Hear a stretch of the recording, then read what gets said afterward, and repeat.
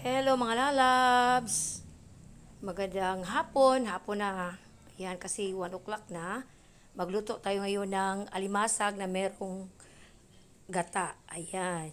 Ilagay ko na yung lemongrass, yung onion at saka ginger at saka itong kalabasa guys, sinunod ko. Tapos ilagay ko na rin yung pangalawang ng gata guys. Kasi yun ang aking iluto sa sa crab, sa alimasag. Yan kasi matagal na ako hindi nakakain ng ganito guys, yung ginataang alimasag. Ayan, lagay ko na yung guys, yung string beans. Ayan. Tapos mamaya ilagay ko na rin ang pinaka-espeso, mga tuno. Ayan, ang pinaka-milk talaga ng ang coconut milk talaga guys. Ayan. Kasi malapit nito maluto guys, ang ating ginataang alimasag.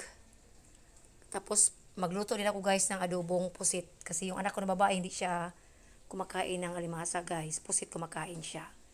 Ayan, binilagtad ko yung alimasag para maluto talaga siya guys. Kasi konti lang ang kanyang sabaw, basakto lang. Pero malapit na itong maluto guys. Napakabango ng ating ginataang alimasag na merong kalabasa at string beans. Ayan siya guys. Luto na to siya guys, ang ating ginataang alimasag. Lami kayo ni guys.